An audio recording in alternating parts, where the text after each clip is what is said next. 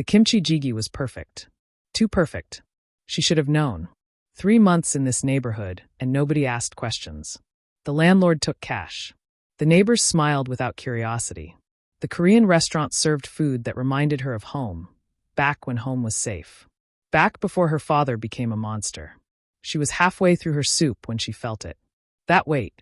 The air changing. Conversations dying. She looked up. Every person in the restaurant was looking at the door. Not looking.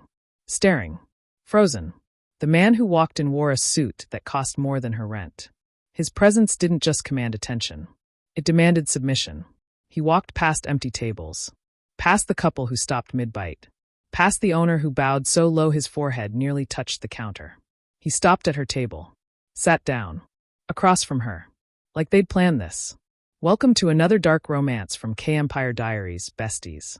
Please like, share, and subscribe. You've been here 3 months. His Korean was flawless cold. Eating my food. Sleeping in my building. Breathing my air.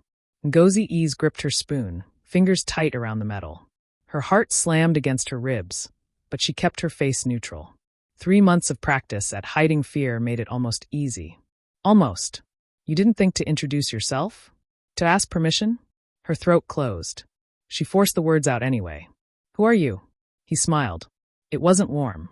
It was the kind of smile that preceded violence, calculated and sharp. The man your father is hunting, which makes you either bait or liability. We're about to find out which. The restaurant remained frozen. Every eye was turned away now, deliberately avoiding them. The couple at the next table stood abruptly, left money on their table, and walked out without finishing their meal. The owner disappeared into the kitchen. They were alone in a room full of people. Ngozi's mind raced through her options. Run. He'd catch her before she reached the door. Scream. No one would help her. Fight. Laughable against a man who controlled entire neighborhoods with his presence alone. So she did the only thing left. She took another spoonful of soup. His eyes widened. Just slightly. Just enough that she knew she'd surprised him. You're either very brave, he said slowly, or very stupid. She swallowed. Met his gaze directly. My father taught me that showing fear is the same as showing your throat. So I stopped showing it. Smart man, your father. Smart monster, she corrected. There's a difference. Something flickered across his face. Interest, maybe. Or recognition. He leaned back in his chair, studying her with an intensity that made her skin prickle. He was beautiful in the way dangerous things often were. Sharp jaw, dark eyes that missed nothing, black hair pushed back from his forehead. The kind of face that belonged in magazines, not in a small restaurant in a forgotten neighborhood. But it was his hands she couldn't stop looking at. Long fingers, perfectly manicured, resting calmly on the table. Hands that had probably done terrible things. Hands that looked steady enough to hold the world or crush it. What's your name? He asked. She hesitated. Names had power. Her father had taught her that too, before he'd become the thing she was running from. Ngozi, she said finally. And yours? Kang Min-ho. He said it like she should know it. Like everyone should know it. She didn't let her face show recognition, but her stomach dropped. Kang Min-ho. Head of the Baekdu syndicate. The man who controlled everything from Gangnam to Itaewon. The man her father had been trying to destroy for 5 years. The man who'd put a bullet through her father's second-in-command's head and sent the body back in pieces. And she'd been living in his territory for 3 months. You look pale, Min-ho observed. Should I be offended that my reputation precedes me? I don't care about your reputation. Liar. He smiled again, and this time there was something almost amused in it. But I'll allow it. For now. Allow it. Her temper flared, overriding her fear. I don't need your permission to. To what? To hide in my neighborhood? To rent an apartment I own? To eat in a restaurant that pays me protection money? He leaned forward, and the temperature dropped. You've been breathing my air for 3 months, Ngozi Ease. Everything you've touched, I've allowed you to touch. Every step you've taken, I've permitted you to take. The question is why you didn't know that. Because I was careful. Not careful enough. Silence stretched between them. Outside, Seoul's night traffic hummed. Inside, the kitchen staff moved quietly, pretending not to exist. What do you want? Ngozi asked finally. Min-ho tilted his head, considering. That depends on what you're worth to your father. I'm worth nothing to him. Everyone is worth something. Not me. She set down her spoon with deliberate care. He threw me away 3 months ago. Told me if I ever came back, he'd kill me himself. So if you're planning to use me as leverage, you're wasting your time. Min-ho studied her face for a long moment, searching for the lie. She let him look. It was the truth, after all. Her father had made his choice clear the night she'd discovered what he really did in the basement of their family home. The night she'd seen the room full of women with hollow eyes and bruised wrists. The night she'd threatened to go to the police. He'd put a gun to her head and pulled the trigger. The chamber had been empty. A lesson, he'd said. The next one won't be. She'd run that same night with nothing but the clothes on her back and the emergency cash she'd hidden in her apartment. 3 months of looking over her shoulder. 3 months of believing she'd finally found somewhere safe. Wrong. You're telling the truth, Min-ho said finally. It wasn't a question. Yes. Then you're worth nothing to him. But that doesn't mean you're worth nothing to me. Her pulse jumped. What does that mean? It means, he said, standing smoothly, that you're coming with me. No. That wasn't a request. 2 men appeared from the shadows near the door. Broad shoulders, blank faces, the kind of men who followed orders without question. Ngozi's hand tightened around her spoon, but Min-ho's expression shifted into something that might have been amusement. Put that down before you hurt yourself. I'll hurt you first. With a spoon? He raised an eyebrow. I admire the commitment, but let's be realistic. Her jaw clenched. If you think I'm going to walk out of here with you, you will. Because if you don't, I'll burn this restaurant to the ground with the owner's family still inside. Not because I want to. Because leaving witnesses to our conversation would be inconvenient. The words were delivered calmly, like he was discussing the weather. That was what made them terrifying. No anger. No emotion. Just fact. Ngozi's hand shook. She set the spoon down. Smart girl. He turned and walked toward the door, confident she would follow. The 2 men stepped aside, waiting. She had 3 seconds to decide. Run and people died. Fight and people died. Go with him and maybe she could find a way out later. She stood, walked toward the door on legs that felt numb. The night air hit her face, cold and sharp. A black car waited at the curb, engine running, windows tinted so dark she couldn't see inside. Min-ho opened the back door himself, gestured for her to get in. She paused. This was the moment. Once she got in that car, everything changed. I could scream, she said. Someone would hear. Yes. And then I'd have to kill them. Would you prefer that? She got in the car. Min-ho slid in beside her. The door closed with a soft, final click. The car pulled smoothly into traffic, and Ngozi watched her neighborhood disappear through the tinted window. The restaurant where she'd eaten dinner 3 times a week. The convenience store where she bought her morning coffee. The street corner where an old woman sold flowers every evening. All of it gone. Where are you taking me? She asked. Somewhere we can talk without interruption. A basement? A warehouse? She'd heard the stories about what men like him did to people who inconvenienced them. My home, actually. Min-ho pulled out his phone, scrolled through something with casual efficiency. You'll be comfortable there. Comfortable. She almost laughed. I'm being kidnapped. You're being relocated. There's a difference. Not from where I'm sitting. He glanced up from his phone, and for the first time, she saw something in his eyes that wasn't cold calculation. Curiosity, maybe. Or interest. If I wanted you dead, Ngozi, you'd already be dead. If I wanted you hurt, you'd already be bleeding. What I want is information. About my father. Yes. I don't have any. You lived with him for 23 years. You have more than you think. The car turned onto a wider street, heading north. Toward Gangnam. Toward the heart of his territory. Ngozi's hands curled into fists in her lap, nails biting into her palms. She focused on the pain. It kept her sharp. I won't help you. Won't or can't. Won't. Min-ho's expression didn't change. We'll see. They drove in silence after that. Ngozi counted the turns, memorized the route as best she could. 17 minutes. 3 major intersections. Past a hotel with red neon lights and a park she recognized from a late-night walk months ago. The city blurred outside, all light and shadow, beautiful and indifferent. The car finally stopped in front of a building that looked like it housed millionaires and foreign diplomats. Glass and steel stretching up into the night sky. A doorman in a crisp uniform stood at attention, opened Min-ho's door without a word. Welcome home, sir. Min-ho stepped out, turned back to offer Ngozi his hand. She ignored it, climbed out on her own. The doorman's eyes flickered to her for half a second before looking away. Trained not to see. Trained not to remember.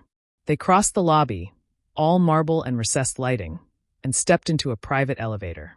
Min-ho pressed the button for the top floor. The doors closed, sealing them in. Ngozi's reflection stared back at her from the polished walls. She looked small next to him, soft where he was all sharp edges. Her natural hair was pulled back in a simple bun, her clothes cheap and practical. Next to his tailored suit and quiet power, she looked like exactly what she was. Pray. The elevator climbed. Her ears popped. Min-ho stood with his hands in his pockets, relaxed and patient. Like he did this every day. Maybe he did. The doors opened directly into a penthouse. Not a hallway, not a landing. Straight into a space that looked like it belonged in an architecture magazine. Floor-to-ceiling windows overlooking Seoul. Minimalist furniture in blacks and grays. Art on the walls that was probably worth more than she'd make in her lifetime. Welcome, Min-ho said, stepping inside. Ngozi didn't move. This is a cage. It's a home. Same thing. He turned to look at her then, really look at her, and something in his expression shifted. Softened. Just for a moment. If I wanted to cage you, Ngozi, I'd have done it differently. This is protection. From what? From your father. He's been looking for you. Did you know that? Her blood went cold. No. 3 months and he never stopped. Quiet searches. Discreet inquiries. He's been offering money for information about a woman matching your description. Not a lot of money, but enough to make people pay attention. It was only a matter of time before someone saw you and made the connection. Her legs felt weak. She'd been so careful. New neighborhood, new name at her job, cash for everything. How? You used your real name for your apartment lease. Min-ho's voice was almost gentle. The landlord is neutral territory, sells information to whoever pays. Your father's people made contact 2 days ago. 2 days. She'd had 2 days left before everything collapsed. Why didn't you turn me in? She whispered. Because Min-ho said, I don't work for your father. And I'm curious about a woman who'd rather live in hiding than submit to a monster. You're a monster too. Yes. He didn't deny it. Didn't soften it. But I'm not your monster. There's a difference. Her laugh came out bitter. That's what they all say. Perhaps. But I'm the only thing standing between you and a man who wants you dead. So you have a choice, Ngozi Ease. You can trust me, or you can take your chances out there. He gestured toward the windows, toward the sprawling city below. She wanted to argue, wanted to fight, wanted to run. But exhaustion crashed over her like a wave. 3 months of fear. 3 months of looking over her shoulder. 3 months of pretending to be someone else. She was so tired. How long? She asked. How long what? How long do I have to stay here? Until I decide you're safe. Or until your father stops looking. Whichever comes first. And if neither happens, then I suppose we'll figure it out together. The penthouse stretched out behind him. All that space and expensive silence. A cage made of glass and steel and impossible choices. Ngozi stepped inside. The elevator doors closed behind her. The guest room was larger than her entire apartment had been. King-sized bed with white linens. Attached bathroom with a tub that could fit 3 people. A walk-in closet currently empty except for a few items of clothing that definitely weren't hers. Min-ho stood in the doorway, watching her take it in. Those won't fit you, he said, nodding toward the closet. I'll have someone bring appropriate clothes tomorrow. I don't need your charity. It's not charity. You can't walk around in the same outfit indefinitely. I'll manage. Stubborn. He said it like he was making a note for later. There's food in the kitchen. Help yourself to whatever you want. I'm not hungry. You didn't finish your soup. The mention of the restaurant made her throat tight. That old woman who sold flowers on the corner. The convenience store clerk who always smiled. All of them in his territory. All of them at risk if she'd stayed. Will they be safe? She asked suddenly. The people in that neighborhood? Min-ho's expression didn't change. Yes. How do I know you're telling the truth? You don't. But killing civilians is bad for business. Creates resentment. Makes people stop paying protection money. I'm a businessman before anything else, Ngozi. I don't waste resources on unnecessary violence. His words should have been reassuring. They weren't. Because they made it clear that violence, when necessary, was something he deployed with the same efficiency as everything else. Is there anything else you need? He asked. My freedom. Besides that. She turned away from him, walked to the window. Seoul glittered below, beautiful and indifferent. Somewhere out there, her father was still looking. Somewhere out there, she'd almost been safe. No, she said. Nothing else. She heard him leave. Heard the door close softly. Heard the lock click. So it was a cage after all. Ngozi didn't sleep that first night. She lay in the enormous bed, staring at the ceiling, running through scenarios in her mind. The windows didn't open, she'd checked. The door was locked from the outside, she'd tried. Even if she somehow got out of the room, the elevator required a keycard. And beyond that, she was on the top floor of a 40-story building. No escape. By the time dawn crept through the windows, she'd accepted it. For now, she was trapped. The lock clicked at 7 a.m. A woman entered, petite and professional, carrying garment bags and a tray of food. She set everything down with efficient movements, bowed slightly, and left without speaking. The lock clicked again. Ngozi sat up slowly. The food smelled good. Rice soup, banchan, grilled fish. Her stomach growled despite everything. She hadn't eaten since yesterday's lunch. She picked at the food, forcing herself to eat. Whatever happened next, she'd need her strength. The clothes were expensive. Designer labels she recognized from magazines. Everything in her size, which meant he'd been watching her long enough to know her measurements. The thought made her skin crawl. She showered in the enormous bathroom, standing under water pressure that felt like luxury itself. Dressed in dark jeans and a soft sweater that probably cost more than her monthly rent used to. Looked at herself in the mirror. She looked the same. Felt completely different. The door unlocked again at 9 a.m. Min-ho stood there, dressed more casually now. Black slacks, white shirt rolled to his elbows. He looked younger like this. Less like a crime lord, more like a man who might work in an office or teach at a university. The illusion shattered when he spoke. "We need to talk," he said. "About your father." The penthouse had a home office, all dark wood and leather, bookshelves lining the walls, a desk that looked like it cost more than a car. Min-ho gestured for her to sit in one of the chairs across from his desk. She remained standing. He sighed. "This will be easier if you cooperate." "Nothing about this is easy." "Fair enough." He opened a laptop, turned it to face her. On the screen were photographs. Her father's warehouse. His offices. His home. Places she recognized with a sick lurch in her stomach. "When did he start trafficking?" Min-ho asked. She looked away from the screen. "I don't know." "Guess." 3 years ago. Maybe 4. "What changed?" "I don't know." "Yes, you do." He leaned forward. "People don't just wake up one day and decide to sell human beings, Ngozi. Something happened. Something shifted." "What was it?" Her jaw clenched. She didn't want to remember. Didn't want to go back to that time when everything started falling apart. But Min-ho was waiting. Patient.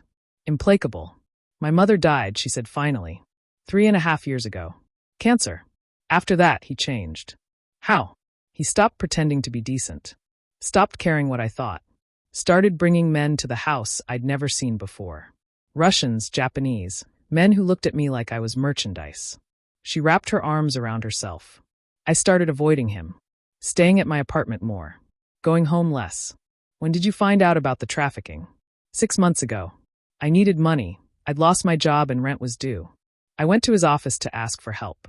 His assistant said he was in the basement, said to go down. So I did.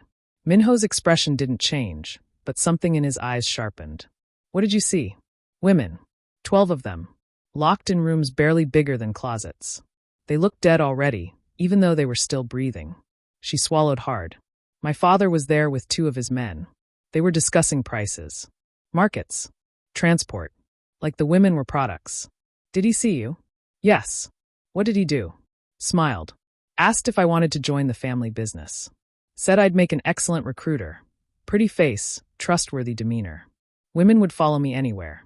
The memory made bile rise in her throat. "I told him I'd go to the police," she continued. He laughed. Said the police were already on his payroll. Then he pulled out a gun and put it to my head. Pulled the trigger. The room was silent. The chamber was empty, Ngozi said quietly. He said it was a lesson. That if I ever threatened him again, the next one wouldn't be. Then he told me to get out. To disappear. That if he ever saw me again, he'd kill me and make it look like an accident. "How did you get away?" "I packed a bag and ran. Took the emergency money I'd been saving and bought a bus ticket to Seoul. Figured a big city was easier to hide in than a small town." "And the apartment?" "Answered an ad. Landlord didn't ask questions. I didn't volunteer answers." Min-ho sat back, processing. Outside, Seoul hummed with morning traffic and ordinary life. Inside, the past hung between them like smoke. You never went to the police, he said. No. Why not? Because he was right. They're in his pocket. And even if they weren't, she met Min-ho's eyes. What proof did I have? I didn't take pictures. Didn't record anything. It would have been my word against his. The daughter with a history of depression versus the upstanding businessman. Depression? After my mother died. I tried to kill myself. Twice. She said it flatly, without emotion. Pills the first time, razor the second. Obviously didn't work. But it gave him ammunition. If I'd gone to the police, he'd have had me declared mentally unstable. Unreliable witness. Case closed. Min-ho's jaw tightened. That's why you ran. Yes. And you've been running ever since. Yes. He closed the laptop. Stood. Walked to the window with his hands in his pockets. For a long moment, he just looked out at the city. Your father is a problem, he said finally. Not just for you. For me. Because he's in your territory? Because he's trying to move into my territory. The trafficking operation is expanding. He's been making deals with people who work for me, cutting me out of profits that belong to me. It's disrespectful. So this is about money. Everything is about money. Min-ho turned to face her. But it's also about principle. I control this city, Ngozi. When someone tries to take what's mine, I respond. By killing them. Usually, yes. And me? She stood, faced him directly. What am I to you? Leverage? A weapon? A convenient excuse to go after him? Honestly? He stepped closer. I haven't decided yet. They stood 3 feet apart. Close enough that she could see the faint scar along his jawline. Close enough to see that his eyes weren't pure black, but a very dark brown. Close enough to feel the heat radiating off him. Close enough to be dangerous. I won't help you kill him, she said. I'm not asking you to. Then what are you asking? Nothing. Yet. He reached out, and she flinched, but he only tucked a loose curl behind her ear. The gesture was oddly gentle. You're safe here, Ngozi. That's all you need to know right now. I don't feel safe. You will. He left her standing there, heart pounding, skin tingling where he'd touched her. The door locked behind him. 3 days passed. Ngozi saw Min-ho only at meals, breakfast and dinner, served in the dining room with its view of the city. He asked questions about her life, her work, her interests. Never about her father. Never about the past. It felt like he was studying her, cataloging her responses, building a profile. She gave him nothing important. Kept her answers vague and surface level. But she learned things about him too. Noticed things. He drank his coffee black. Read 3 newspapers every morning. Took calls in Japanese and Mandarin as easily as Korean. Never raised his voice, even when the person on the other end of the phone was clearly panicking. His suits were custom-made. His watch was Swiss. Everything about him screamed control. Except when he looked at her. Then something flickered. Something hungry and uncertain. Like she was a puzzle he couldn't solve. On the 4th day, the door unlocked at noon instead of 7 a.m. Min-ho stood there looking slightly disheveled, which on him meant his shirt wasn't perfectly pressed, and his hair fell across his forehead. We're going out, he said. Ngozi looked up from the book she'd been reading. Where? Shopping. You need more clothes. I'm fine with what I have. You've been wearing the same 3 outfits for 4 days. You need more. I don't want your charity. Consider it an investment. He checked his watch. We leave in 10 minutes. She should have refused. Should have stayed in her gilded cage and maintained what little dignity she had left. But 4 days of staring at the same walls had left her desperate for fresh air and sunlight. She stood. Fine. His eyes gleamed with something that might have been satisfaction. 10 minutes later, they were in his car. Different car this time, silver instead of black, just as expensive. A driver in front, silent and professional. The city rolled past outside, all glass towers and crowded streets and normal people living normal lives. Ngozi watched it all with a hunger that surprised her. They stopped at a boutique in Cheongdam-dong, the kind of place where everything was behind glass and sales associates outnumbered customers. Min-ho spoke quietly to the manager, who nodded and ushered them to a private room in the back. This is unnecessary, Ngozi said. Humor me. The next hour was surreal. Associates brought outfit after outfit, dresses, jeans, blouses, coats, shoes. Everything tailored, everything expensive, everything far beyond anything she'd owned in her previous life. Min-ho sat in a chair, watching. Try that one, he'd say. Or no, wrong color. Or yes. That. She wanted to hate it. Wanted to reject every piece. But the clothes felt like armor. like stepping into a version of herself that could match him, that could stand in his world without looking like an outsider. She tried on a black dress. Simple but elegant, hugging her curves without being obvious about it. Min-ho's expression changed. "Not that one," he said, voice rough. "Why not?" She turned, checking herself in the mirror. "It fits."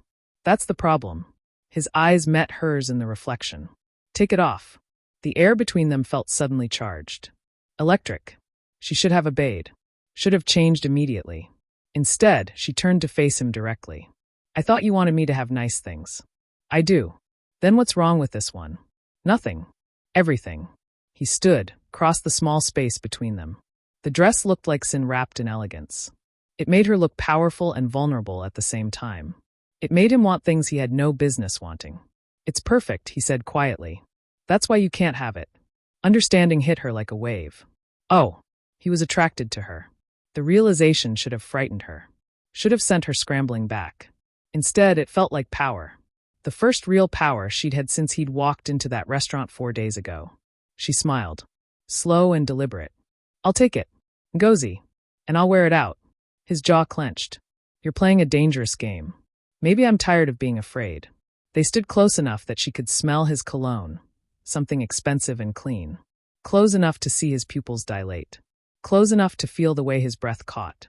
"You should be afraid of me," he said. "Should I?" "Yes." "Why?" "Because I'm not a good man, Ngozi. And when I want something, I take it."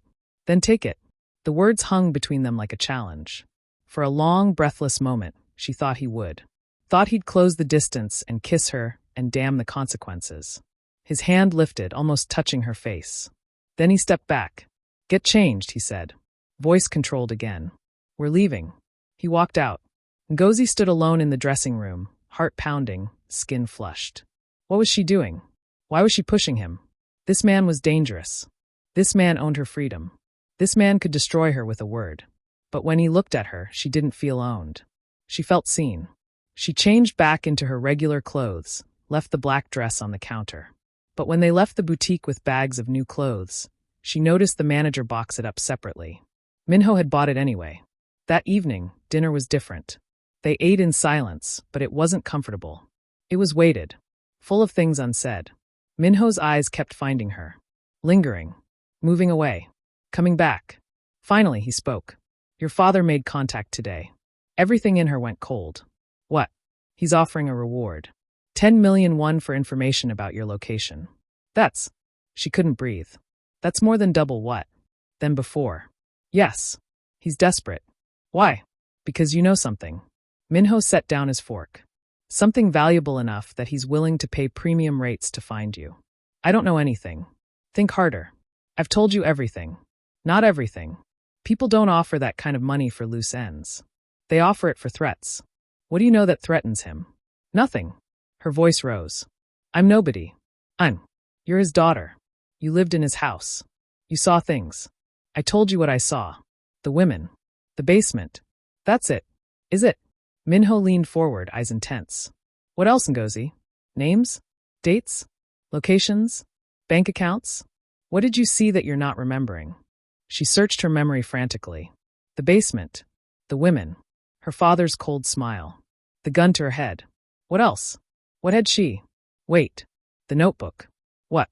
Min-ho's voice sharpened. In his office. On his desk. She closed her eyes, forcing herself to remember. The day I went to ask for money. Before I went to the basement. I was waiting in his office and there was a notebook. Leather-bound, about this big. She gestured. I didn't think much of it at the time. But. It was in English and Russian. Numbers and names. I only saw one page before his assistant came back, but she opened her eyes. One of the names was familiar. Someone from the news. A politician. Which politician? I don't remember. It was 6 months ago, and I only saw it for a second. Think. I am thinking. I just wait. She grabbed his arm without thinking. Kim. The name was Kim something. Someone who'd been in the news about corruption charges. Kim Jae-sun? Maybe. Yes. That sounds right. Min-ho sat back, and something crossed his face that looked almost like triumph. Kim Jae-sun is a National Assembly member, currently under investigation for embezzlement and bribery. If your father has records connecting Kim to trafficking, It could bring down half the government, Ngozi finished. And your father. And your father. She let go of his arm, suddenly aware that she'd been touching him. That her hand had wrapped around solid muscle and stayed there. That he'd let her. That's why he wants me dead, she said quietly. Not because I threatened to go to the police. Because I might remember. Might tell someone what I saw. Yes. They sat in heavy silence. Can you protect me? She asked finally. Voice small. If he finds me. He won't. You can't know that. Yes, I can. Min-ho's voice was absolute. Because as of now, you're under my personal protection. Anyone who touches you dies. Anyone who looks at you wrong dies. Anyone who even thinks about taking you from me dies. The possessiveness in his voice should have frightened her. It didn't. Thank you, she whispered. Don't thank me yet. His eyes met hers. This gets complicated from here. How? Because now you're not just a woman hiding from her father. You're a witness to potential government corruption, which makes you valuable to more people than just me. Meaning? Meaning everyone is going to want you. And I'm going to have to fight to keep you. The words settled over her like a promise and a threat. That night, lying in bed, Ngozi couldn't stop thinking about the way he'd said it. Keep you. Like she was something precious. Like she was worth the fight. Like she belonged to him already. She touched her lips, wondering what it would feel like to kiss a man like that. Dangerous and controlled and completely focused on her. 3 floors away, Min-ho stood at his window, whiskey in hand, staring out at nothing. He'd made a mistake in that boutique. Let his control slip. Let her see too much. But when she'd stood there in that black dress, curves highlighted, chin lifted in challenge, something in him had cracked.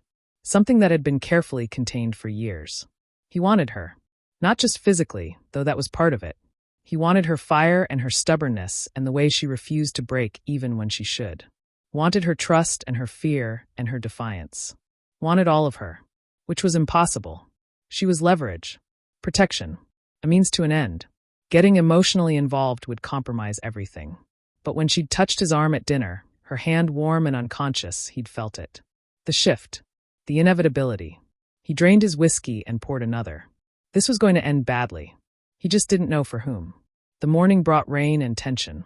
Ngozi woke to the sound of water against glass and voices in the hallway. Male voices. Urgent. She pressed her ear to the door but couldn't make out words, only tone, sharp, clipped, the sound of a crisis being managed. The lock clicked. She stepped back as Min-ho entered. He looked different. Harder. His suit was immaculate as always, but his expression was stone. We need to leave, he said. Now. Why? What happened? Pack what you need. You have 5 minutes. Tell me what's happening. Your father knows you're here. Her stomach dropped. How? Does it matter? He crossed to the closet, started pulling clothes out. 5 minutes, Ngozi. Don't make me carry you out. She moved on autopilot. Grabbed the small bag they'd given her. Stuffed it with essentials. Hands shaking. Mind racing. Her father knew. After all this time, all this careful hiding, he'd found her. Min-ho's phone buzzed. He glanced at it, jaw tightening. 3 minutes. Where are we going? Somewhere safe. This was supposed to be safe. Plans change. He grabbed her bag, grabbed her hand. Let's go. They moved fast. Through the penthouse, into the elevator, down to a parking garage she hadn't known existed. A different car waited, black, armored, windows so dark they looked solid. 2 men flanked it, armed and alert. Inside, Min-ho ordered. She climbed in. He followed, pulling the door shut. The car moved before she'd even fastened her seatbelt. Explain, she demanded. Now. Min-ho stared straight ahead. One of my men was compromised. Sold information to your father about your location. I found out 20 minutes ago. Where is he now? The man who betrayed you? Being handled. The flatness in his voice told her exactly what that meant. My father, she started, has already moved. He sent people. They're 10 minutes behind us. 10 minutes. She looked out the back window like she'd see them coming. What happens when they catch up? They won't. Min-ho finally looked at her. I promise you, Ngozi. They won't. The car took corners too fast, weaving through morning traffic with precision that suggested the driver had done this before. Ngozi gripped the door handle, watching Seoul blur past. Where are we going? She asked again. My secondary location. Completely off-grid. No one knows about it except my inner circle, and I've already confirmed their loyalty. How? By making an example of the man who betrayed me. His voice was cold. No one else will make that mistake. She should have been horrified. Should have recoiled from the casual way he discussed violence. But all she felt was a strange, sick relief. He was protecting her. Whatever it took. How did my father find out? She asked quietly. Money. Always money. I pay well, but your father paid better. 10 million won is enough to make most men forget their principles. But not you. No. His eyes met hers. Not me. The car turned sharply into an alley, then down a ramp into an underground tunnel. No signs. No lights except the car's headlights cutting through darkness. They drove for 5 minutes in complete black before emerging in another garage. This one was smaller. Private. Only 2 other vehicles. Out, Min-ho said. They moved quickly again. Through a service entrance, upstairs that smelled like concrete and old paint, into a hallway that looked nothing like his luxury penthouse. This was industrial. Bare. The kind of place designed for function, not comfort. He unlocked a reinforced door, ushered her inside. The apartment was small. 1 room with a kitchenette, 1 bathroom, 1 window with bars on the outside. Minimalist furniture. No decoration. A safe house in the truest sense. Ngozi's chest tightened. This is worse than the last place. This is safer than the last place. Min-ho locked the door behind them, engaged 3 separate deadbolts. No one knows about this location. We'll stay here until I can neutralize the threat. Neutralize. She wrapped her arms around herself. You mean kill my father? If necessary. He's still my father. He tried to kill you. Min-ho's voice was hard. He put a gun to your head and pulled the trigger. He's hunting you across the city. At what point does biology stop mattering? She wanted to argue. Wanted to defend the man who'd raised her, who'd taught her to ride a bike and helped her with homework and held her when her mother died. But that man was gone. Had been gone for years. What remained was something else entirely. I know, she whispered. I know. Min-ho's expression softened slightly. I'm sorry. Don't be. She met his eyes. You're right. He stopped being my father the moment he chose money over me. It's hard to let go. I understand. Do you? When did you last have family? His jaw tightened. A long time ago. What happened to them? They died. All of them. My father, my mother, my younger sister. House fire when I was 19. Her breath caught. I'm sorry. Don't be. It was a long time ago. He turned away, checking his phone. I need to make some calls. Stay inside. Don't go near the window. Wait. She caught his arm. What if they find us here too? They won't. But if they do, then I'll handle it. By yourself? I have men nearby. His hand covered hers where it rested on his arm. You're safe, Ngozi. I won't let anything happen to you. Why? The question burst out before she could stop it. Why are you doing this? What do I matter to you? Min-ho looked at her hand on his arm, then at her face. For a long moment, he didn't answer. When he did, his voice was quiet. I don't know yet. But you matter. That's enough for now. He gently removed her hand and walked to the far corner of the room, phone already to his ear, speaking in rapid Korean too low for her to catch. Ngozi sat on the small couch, trying to process everything. 48 hours ago, she'd been eating soup in a restaurant. Now she was in a safe house, being hunted by her father, protected by a man who killed people for a living. Her life had become unrecognizable. The hours crawled. Min-ho made calls. Lots of them. His voice stayed calm, but his shoulders were tight with tension. Whatever was happening out there, it wasn't good. Around noon, food arrived, delivered by one of his men, a young guy who bowed deeply and left without speaking. Bibimbap and side dishes that smelled better than they had any right to in this concrete box. Eat, Min-ho said, setting the food on the small table. I'm not hungry. Eat anyway. You need your strength. For what? For whatever comes next. They ate in silence. The food was good. She finished more than she expected. Your father pulled back, Min-ho said finally. His people retreated an hour ago. That's good, right? It's suspicious. He knows I have you. Knows I won't give you up easily. So why retreat? Maybe he's giving up. Min-ho's laugh was dark. Men like your father don't give up. They regroup. Plan. Wait for the right moment. So what do? We wait too. He checked his phone again. I have people watching his operations. The moment he makes a move, I'll know. And then I move first. Meaning? Meaning I'm done playing defense. His eyes met hers. Your father wants a war. I'm going to give him one. The certainty in his voice should have frightened her. Instead, it felt like relief. Someone was finally fighting back against the man who'd terrorized her for months. When? She asked. Soon. He stood, began pacing. I need to confirm a few things first. Logistics. Timing. Casualties. The casual way he said casualties made her stomach turn. You've done this before, she said quietly. Many times. Does it get easier? No. He stopped pacing, looked at her. It never gets easier. But it gets necessary. And when something is necessary, you do it regardless of how it feels. Even if innocent people die. I don't target innocence. But they die anyway. Collateral damage. Sometimes. His jaw clenched. Yes. And you're okay with that? No. But I live with it. Because the alternative is letting men like your father operate without consequences. Is letting them sell women and children and destroy lives for profit. So I choose the lesser evil and accept the cost. She wanted to argue. Wanted to tell him there was another way. But she'd already tried the legal route. Had already considered going to the police. And where had that gotten her? Running. Hiding. Waiting to die. At least Min-ho was offering action. What do you need from me? She asked. Nothing. Stay here. Stay safe. I can help. You are helping. You gave me the information about Kim Jae-sun. That's leverage. Against my father? Against everyone. If I can prove Kim's involvement in trafficking, I can bring down half the government. Which means I can threaten exposure unless they back my play. Your play? Taking over your father's operations. Absorbing his network. Eliminating him as competition. And me? Where do I fit in this? Min-ho crossed to her, crouched down so they were eye level. You fit wherever you want. This isn't about using you, Ngozi. This is about protecting you while I do what I was already planning to do. Which is, destroy the man who threatened what's mine. I'm not yours. Aren't you? The question hung between them, heavy with implication. She should have denied it. Should have established boundaries.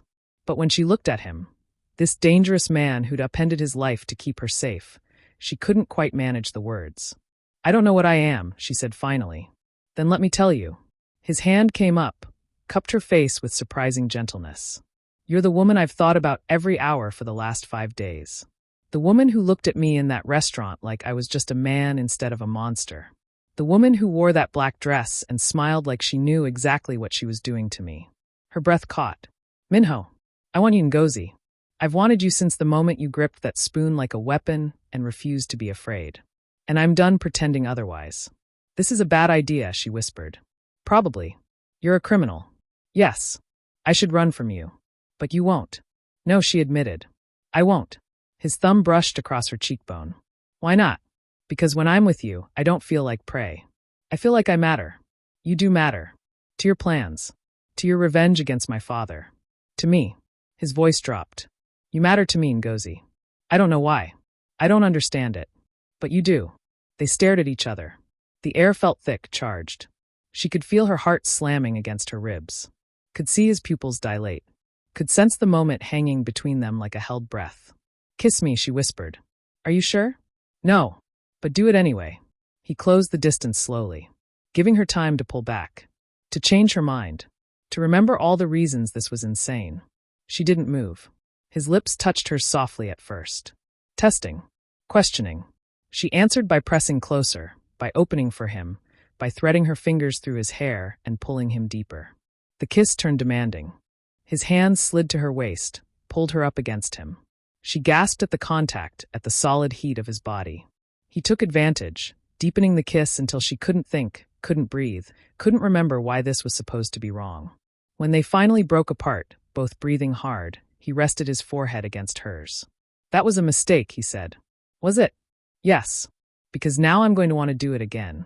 So do it again. Ngozi, please. He kissed her again.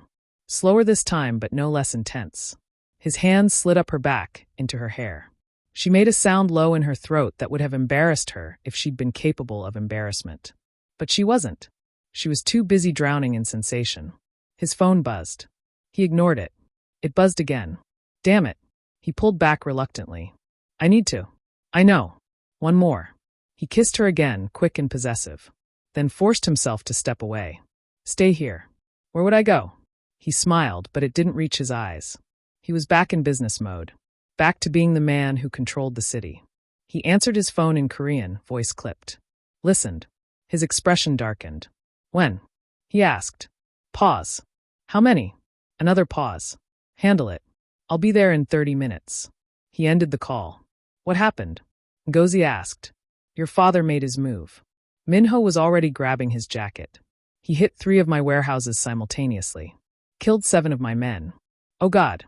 I need to respond. Now. He checked his gun, a casual gesture that reminded her exactly who he was. You stay here. Don't open the door for anyone except me. What if you don't come back? I will. But what if? Ngozi. He crossed to her, kissed her hard and fast. I will come back. I promise. Then he was gone. The locks engaged from the outside. She was alone. She pressed her hand to her lips, still feeling the ghost of his kiss. What had she done? Hours passed. Ngozi paced the small apartment, checking her phone even though she had no one to call. The window showed only an alley, empty except for shadows and rain. No sound penetrated the thick walls. She was completely isolated. Around 9 p.m., her phone buzzed. Unknown number. She stared at it, heart pounding. It could be Min-ho. Could be one of his men. Could be. She answered. Hello. Silence. Then, did you think you could hide forever? Her father's voice. Cold. Familiar. Terrifying. She should have hung up. Should have thrown the phone across the room. But her hand wouldn't move. How did you get this number? She whispered. I have resources you can't imagine, Ngozi. Did your gangster boyfriend not tell you? I own this city just as much as he does. You own nothing. The words came out stronger than she felt. You're a monster who sells human beings. And you're the daughter who betrayed me. His voice turned sharp. You think Kang Min-ho will protect you? He's using you. The moment you're no longer useful, he'll discard you like trash. That's what you did. Because you gave me no choice. You threatened to destroy everything I built.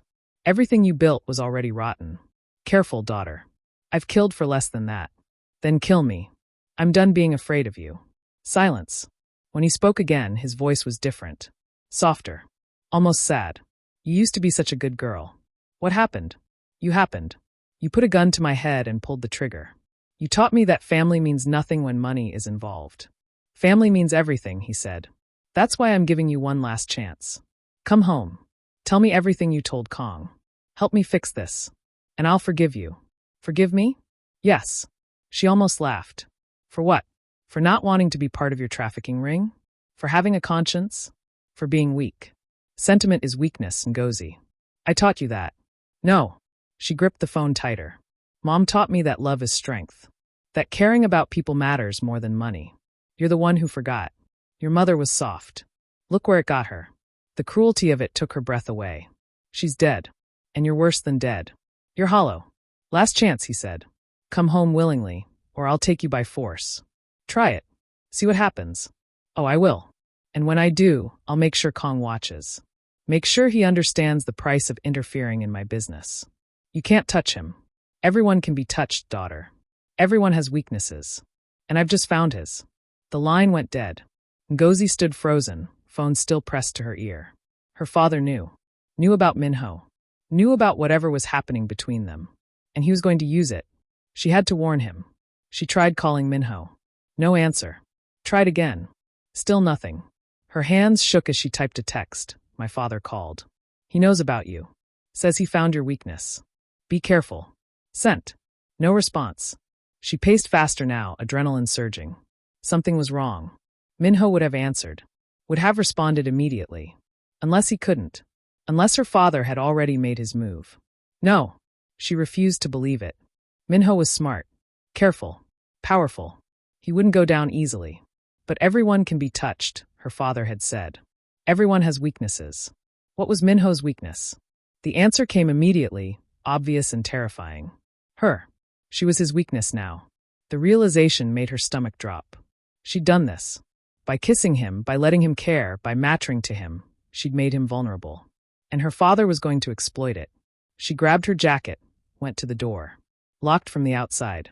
She searched for another exit. Nothing. The window? Barred. No way out. She was trapped. Her phone buzzed. Min-ho finally. But the message wasn't from him. It was from the unknown number. Her father. Attached was a photo. Min-ho unconscious, blood on his face, hands zip-tied behind his back. The caption read, Come alone or he dies. You have 1 hour. Below that, an address. Ngozi's world tilted. This couldn't be real. Min-ho was too smart. Too careful. He had men everywhere. Security protocols. How could? It didn't matter how. It only mattered that it was real. Her father had him. And she had 1 hour to decide. Stay here, stay safe, and let Min-ho die. Or go to her father and trade herself for his life. Not a decision at all. She looked around the apartment frantically. There had to be a way out. Had to be. She couldn't just sit here while. Her phone rang. Different number. She answered. Hello. Ngozi's?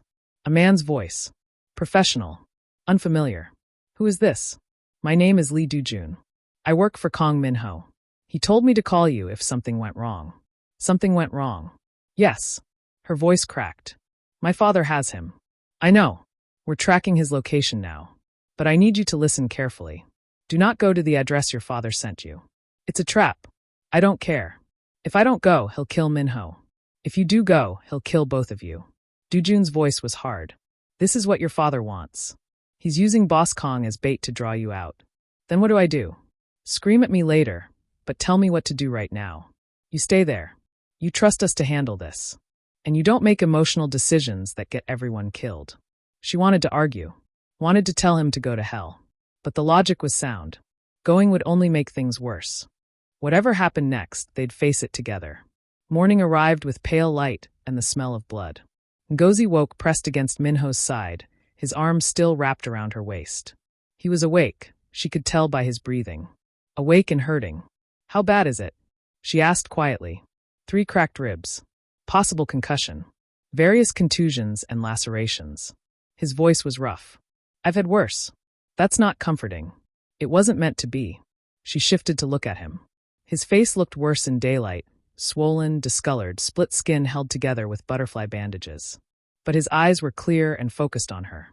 You should see a doctor, she said. Already did. Do-jun brought one last night while you were sleeping. And I'll live. Min-ho's hand came up, tucked a curl behind her ear. The gesture was becoming familiar. Did you sleep? A little. You? No. Because of the pain? Because I kept thinking about all the ways last night could have ended differently. His jaw tightened. Your father was going to torture me. Make a video of it. Send it to you. Force you to watch while he asked questions about my operations. But he didn't. Because my men moved faster than he expected. But Ngozi, if they'd been 30 minutes slower, he stopped. Took a breath. I need you to understand something. What? This life, what I do, it comes with costs. Enemies. Violence. Risk. Last night wasn't an anomaly. It's a preview. And if you stay with me, if this continues, you'll always be a target. I'm already a target. Because of your father. Once he's gone, someone else will take his place. She met his eyes. There's always someone else, isn't there? That's how your world works. Yes. So it doesn't matter if I stay or go. I'm already in this.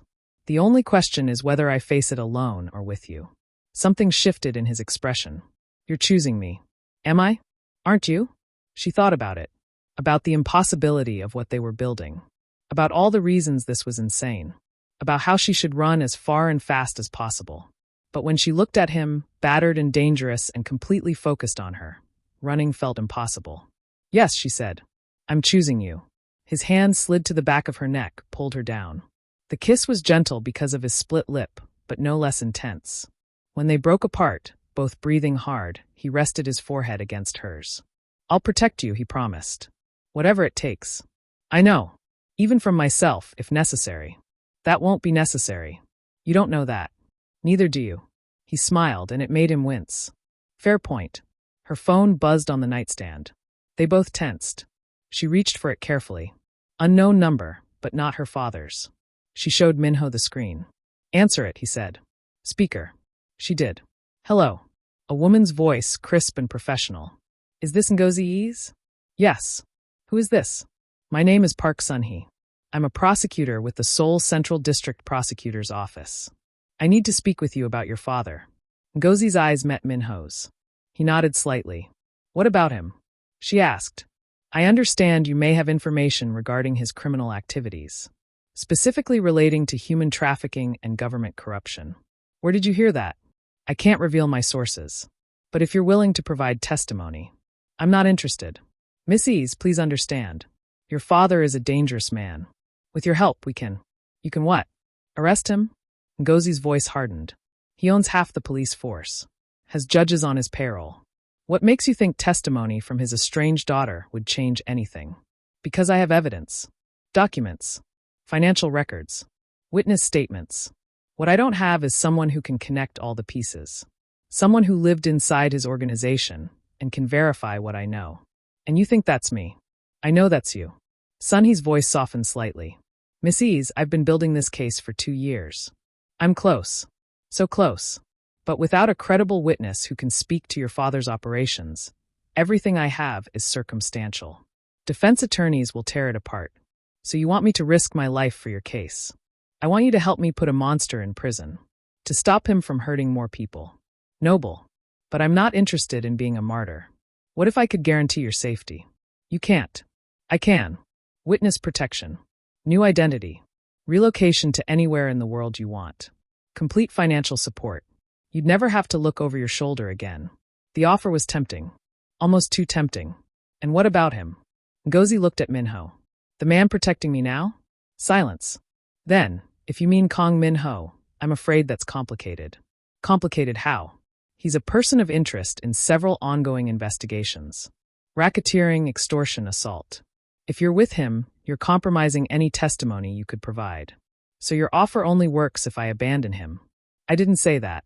But that's what you meant. Miss Ease. Thank you for the offer, Prosecutor Park. But I'll take my chances. Please reconsider. Your father is my problem, not yours. She hung up. Min-ho was watching her with an unreadable expression. What? She asked. You turned down witness protection. Yes. That was your chance to escape. New life. New identity. Complete safety. I know. So why didn't you take it? Because it required leaving you. She held his gaze. And I just told you I'm choosing you. I meant it. Ngozi. Don't. Don't try to be noble and tell me to go. I'm staying. Accept it. He stared at her for a long moment. Then something in his face cracked. Something that had been carefully controlled. Come here, he said. She moved closer. He pulled her down into a kiss that was deeper than before, more desperate. His hands slid into her hair, holding her like she might disappear. When they finally broke apart, both breathless, he pressed his lips to her forehead. You're going to be the death of me, he whispered. Probably. Worth it. She smiled against his skin. Good answer. His phone rang. He checked the screen. Dujun. He answered. Yes. Ngozi couldn't hear the other side, but she saw Min-ho's expression change. Harden. When? He asked. Pause. How many? Another pause. I'll be there in an hour. He hung up. What happened? She asked. Your father retaliated. Hit 2 more of my operations. Killed 5 men. Burned one of my warehouses to the ground. Her stomach dropped. Because of me. Because of him. Min-ho sat up with a wince. He's escalating. Trying to draw me out. Is it working? Yes. But not the way he expects. He stood, started pulling on clothes. I'm ending this today. Today. Now. While he thinks I'm still recovering. While he's feeling confident. He turned to her. I need you to stay here. No. Ngozi. I said no. If this ends today, I'm there. I'm watching. It's going to be violent. I don't care. You might see me kill him. With your own eyes. That changes things. I know. You can't unsee that, Ngozi. Can't pretend you don't know what I am. I already know what you are. She stood, faced him. I've known since the moment you walked into that restaurant. You're a killer. A criminal. A man who built an empire on fear and blood. And I'm choosing you anyway. Why? Because you're also the man who held me when I was terrified. Who promised to protect me and kept that promise. Who got beaten because my father wanted to hurt me and still came back. She stepped closer. You're a monster, Min-ho. But you're my monster. His eyes darkened. Don't say things like that. Why not? Because it makes me want things I shouldn't want. Like what? Like keeping you. Forever. In every way that matters. Then keep me. Ngozi. I mean it. Keep me. Claim me. Whatever you want to call it. I'm yours. The air between them felt electric. Say that again, he said quietly. I'm yours. He kissed her hard, urgent, possessive.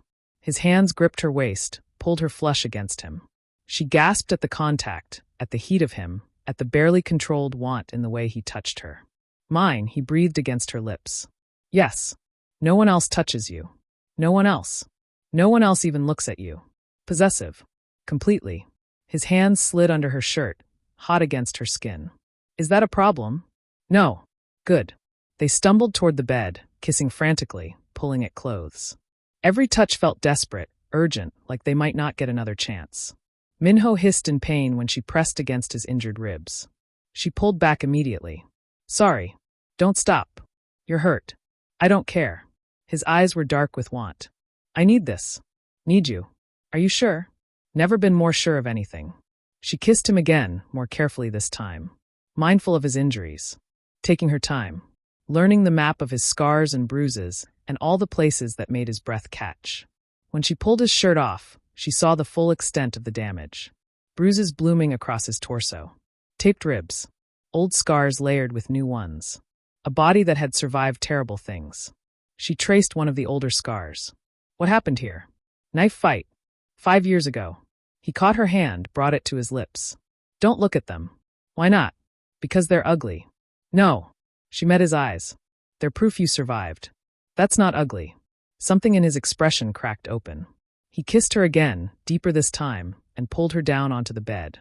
The world narrowed to just them, his hands on her skin, her name on his lips, the way he touched her like she was precious and breakable, and the only thing that mattered.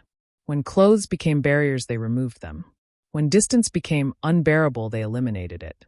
And when the moment came, breathless and desperate and perfect, she held his gaze and saw something in his eyes that looked like salvation. After, they lay tangled together, breathing hard, skin to skin. His hand traced lazy patterns on her back. Her head rested on his chest, listening to his heartbeat slowly return to normal. That was he started. Perfect, she finished. I was going to say dangerous. Also dangerous. He laughed, then winced. Don't make me laugh. Ribs. Sorry. They lay in comfortable silence for a while. Outside, Seoul woke fully. Traffic sounds. Distant sirens. The city moving forward while they stayed suspended in this moment. I love you, Min-ho said quietly. She froze. What? I love you. He said it like it was simple. Like it didn't change everything. I've been trying not to. Telling myself it's too soon, too complicated, too dangerous. But I do. I love you. Her throat closed. You can't. Why not? Because I'm nobody. I'm just. You're everything. His arm tightened around her. You walked into my world and turned it upside down. Made me feel things I thought I'd buried. Made me want things I'd given up on. How could I not love you? Min-ho, you don't have to say it back. I know it's too soon. I just needed you to know. In case today goes wrong. In case. Don't. She lifted her head, looked at him. Don't talk like that. I have to be realistic. Then be realistic about this too. She cupped his face carefully, avoiding the bruises. I love you. Maybe it's too soon. Maybe it's insane. But I do. His eyes searched hers. Really? Really? He kissed her. Soft and sweet and completely different from before. A promise instead of a question. When they finally pulled apart, he smiled. That changes things. Does it? Yes. Now I have to survive today. Because losing you isn't an option. Dramatic. Accurate. Her phone buzzed. They both tensed again. She checked it. Due June. The message read, everything is ready. Waiting on boss. Min-ho saw it over her shoulder. Time to go. Already? The longer we wait, the more time your father has to prepare. He stood, started dressing. We move now. She dressed too, heart pounding. This is it. Yes. What if it goes wrong? It won't. But what if? Ngozi. He turned to her. I've been planning this for 5 days. Every variable is accounted for. Every escape route is blocked. Your father is a smart man, but he's also arrogant. He thinks he already won. That arrogance will kill him. She wanted to believe him. Wanted to trust that everything would be fine. But she'd learned the hard way that nothing was ever certain. Stay close to me, Min-ho said. No matter what happens. Understand? Yes. Good. He handed her a phone. Different phone. Encrypted. If we get separated, call Doo-jun. He'll get you to safety. We won't get separated. Humor me.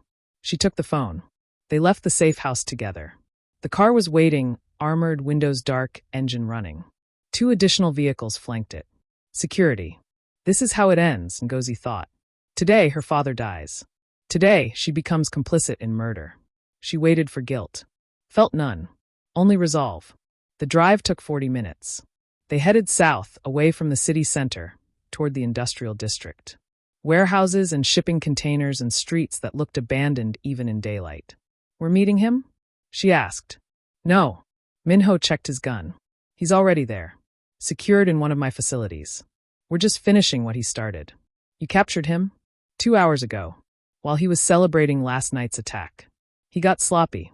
Does he know I'm coming? No. That's your choice. You can wait in the car. You don't have to see this. I want to see it. Are you sure? She thought about the women in the basement. About the gun to her head. About Min-ho's battered face and the men who died protecting her. Yes, she said. I'm sure. The car stopped in front of a warehouse that looked abandoned but wasn't. Armed men stood at regular intervals, alert and professional. They bowed as Min-ho passed. Inside, the warehouse was mostly empty. Just concrete and shadows, and in the center, a chair. Her father sat in it, hands zip-tied behind his back. Face bloodied. One eye swollen shut. He looked smaller than she remembered. Less imposing. Just a man who'd made terrible choices. He looked up when they entered. Saw her. His expression cycled through shock, rage, understanding. Ngozi, he said. Voice hoarse. I should have known. She said nothing. Min-ho stepped forward. You made a mistake. Several, actually. Her father's laugh was bitter. But my biggest was underestimating how much you'd grown attached to my daughter. She's under my protection now. Protection. Right. He looked at Ngozi. Is that what you call it? When a gangster uses you as leverage. He's not using me. No. Then what is he doing? Loving me, she said. Which is more than you ever did. Her father's face twisted. I gave you everything. You gave me things. Not love. Things. Same difference. No. Min-ho's voice was cold. It's not. And you're about to learn why. He pulled out his gun. Her father tensed. You're going to kill me in front of her? That's your play? Yes. Unless you'd prefer privacy? At least have the decency to let her leave. No. Ngozi stepped forward. I want to watch. Her father stared at her. You've changed. You made me change. She felt surprisingly calm. The moment I saw those women in your basement, I stopped being your daughter. I became someone who knew the truth about monsters. And now you're with an even bigger monster. Doesn't that strike you as hypocritical? No. Because he's honest about what he is. You pretended to be good while doing terrible things. At least Min-ho doesn't lie. Her father laughed. You actually love him. My God. You actually love him. Yes. Then you're more naive than I thought. Maybe. But I'd rather be naive with him than wise with you. Sentiment will get you killed, Ngozi. Maybe. But at least I'll die human. Her father's expression hardened. Then die foolish, like your mother. The mention of her mother made something snap. Before she could think, before she could stop herself, Ngozi crossed the space and slapped him. Hard. The sound echoed through the warehouse. Her father's head snapped to the side. Blood trickled from his split lip. Don't ever mention her again, Ngozi said. Voice shaking. You don't get to speak about her. You don't get to use her memory as a weapon. Her father slowly turned back to face her. There it is. There's the fire I knew you had. Min-ho stepped between them. That's enough. Let her speak. Her father leaned forward as much as his restraints allowed. Let her tell me how much she hates me. How I ruined her life. How she wishes I was dead. Go on, daughter. Say it. Ngozi stared at him. At this man who'd raised her and destroyed her in equal measure. At the monster wearing her father's face. I don't hate you, she said quietly. I pity you. Pity. Yes. You had everything, a wife who loved you, a daughter who worshipped you, a legitimate business. And you threw it away for money and power and things that don't matter. So yes, I pity you. Her father's face went blank. Then do it. If you pity me so much, pull the trigger yourself. No. Why not? Afraid? No. Because killing you won't change anything. Won't bring back the women you sold. Won't erase what you've done. She stepped back. So I'll let Min-ho do it. And I'll sleep just fine knowing you're gone. Her father looked at Min-ho. At least make it quick. No. Min-ho's voice was ice. You tortured my men. Burned my property. Threatened my woman. You don't get quick. Wait. But Min-ho had already moved. The gunshot was deafening in the enclosed space. Then another. And another. When it was over, her father slumped in the chair. Gone. Ngozi stood perfectly still, waiting for horror to hit. For guilt. For regret. None came. Only relief. Is it done? She asked quietly. Yes. Min-ho holstered his gun. It's done. She looked at the body one last time. The man who'd created her and tried to destroy her. The father who'd stopped being a father. Goodbye, she whispered. Then she turned away. Min-ho's hand found hers. You okay? Yes. Surprisingly, I am. He studied her face. No regrets? None. She squeezed his hand. Take me home. Which home? Yours. Ours. Wherever we go from here. He pulled her close, kissed her forehead. Wherever we go together. Together, she agreed. They walked out of the warehouse hand in hand, leaving the past bleeding on concrete behind them. 3 weeks later, Seoul looked different. Ngozi stood at the window of Min-ho's penthouse, their penthouse now, watching the city wake up. Dawn painted the skyline in shades of pink and gold, beautiful and indifferent. The same view she'd seen that first morning, but everything had changed. Her father's death had been ruled a gang execution. No witnesses. No suspects. The investigation would go nowhere. Min-ho had made sure of that. His connections ran deep enough that the right people asked the right questions and then quietly closed the case. The trafficking ring collapsed within days. Without her father's infrastructure, his partners scattered. Some were arrested. Others simply disappeared. The women who'd been held captive were freed, though Ngozi knew their recovery would take years. Trauma didn't heal just because the monster was gone. She'd spent the last 3 weeks in a strange limbo. Not hiding anymore, but not exactly free either. Min-ho's world had rules she was still learning. Protocols. Hierarchies. The careful dance of power that kept his empire running. But she was learning. Arms wrapped around her waist from behind. Min-ho's chest pressed against her back, warm and solid. He'd recovered well. The bruises had faded to yellow-green, his ribs no longer taped, only a faint scar on his lip remaining as evidence. You're up early, he murmured against her neck. Couldn't sleep. Nightmares? No. Just thinking. About everything. She leaned back into him. 3 weeks ago, I was eating soup in a restaurant. Now I'm living with a crime lord who killed my father. Regrets? She turned in his arms to face him. He looked softer in the morning light. Hair messy, wearing only pajama pants, scarred completely down. This was the version of him no one else saw, the man beneath the monster. No regrets, she said. Just adjustment. I know it's not easy. It's not. But it's better than hiding. Better than being alone. His hand came up, cupped her face. You'll never be alone again.